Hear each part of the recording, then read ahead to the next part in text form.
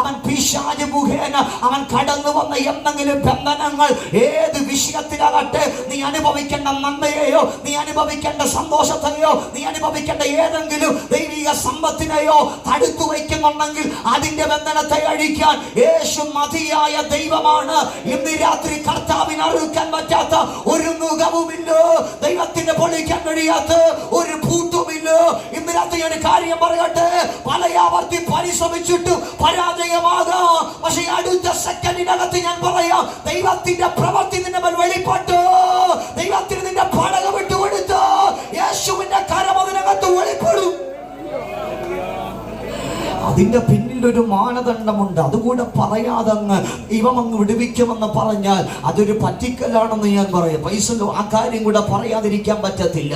അവൻ പത്രോസ് രാത്രി മുഴുവൻ അധ്വാനിച്ചു. തനിക്ക് വേദന ഇങ്ങനെ വർദ്ധിച്ചു വന്ന് എന്തിനിങ്ങനെ ഒരു ജോലി, ഇനി അത് വേണ്ടെന്ന് പോലുമുള്ള ചിന്തയും മടുപ്പും ഒക്കെ മനസ്സിനകത്ത് ഉളവായിട്ടുണ്ടാകാം. മാനസികമായ വല്ലാത്ത സംഘർഷത്തിനകത്തൂടെ തനിക്ക് അവൻ താൻ പോകുന്ന സമയമാകാം.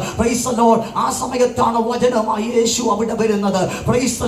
താൻ ഈ ചെയ്യുന്നതൊക്കെ അവൻ തന്റെ വേദനയൊന്നും പലരും അറിയത്തില്ലായിരിക്കാം. പക്ഷേ ഈ രാത്രി തന്റെ അധ്വാനമല്ല കാണുന്ന ഒരു ദൈവമുണ്ടായിരുന്നു, കാണുന്ന ഒരു യേശു ഉണ്ടായിരുന്നു. ആ വേദന തന്നെ മോൾഡ് ചെയ്യുകയായിരുന്നു എന്നുള്ളത് മറുവശത്തുള്ള വാസ്തവമാണ്. പക്ഷേ യേശു അവന് വേണ്ടി അവിടെ വരികയാണ്. പടകിനടുത്തു നിന്ന് യേശു കർത്താവ് ദൈവത്തിന്റെ വചനം വിളിച്ചു പറയുകയാണ്. യേശു കർത്താവ് ഇങ്ങനെ വചനം വിളിച്ചു പറയുമ്പോൾ യേശു കർത്താവിന്റെ ലക്ഷ്യം സത്യത്തിൽ അവിടെ നിൽക്കുന്ന ജനങ്ങളെയൊക്കെ ദൈവം ഉദ്ദേശിച്ചാണ് പ്രസംഗിക്കുന്നതെങ്കിലും പ്രധാനമായും കർത്താവ് ഉദ്ദേശിക്കുന്നത് ഈ പത്രോസിനെയാണ്. പത്രോസ് ഈ പ്രസംഗം ഒന്ന് കേട്ടിട്ട് അവന്റെ മനസ്സിനകത്ത് എന്തെങ്കിലും ഒരു മാറ്റം ഉണ്ടാകണം. കാരണം ഡിപ്രഷന്റെ അകത്ത് നിൽക്കുകയാണ്, മാനസികമായി തകർച്ചയ്ക്കകത്ത് നിൽക്കുകയാണ്. ഇത് പറയുന്ന ഈ വചനം അവന്റെ മനസ്സിനകത്ത് എന്തെങ്കിലും ഒരു വ്യത്യാസം ഉണ്ടാക്കണം. ഈ ഉദ്ദേശത്തോടു കൂടെയാണ് കർത്താവ് അവിടെ നിന്ന് പ്രസംഗിക്കുന്നത്. Praise the Lord, hallelujah.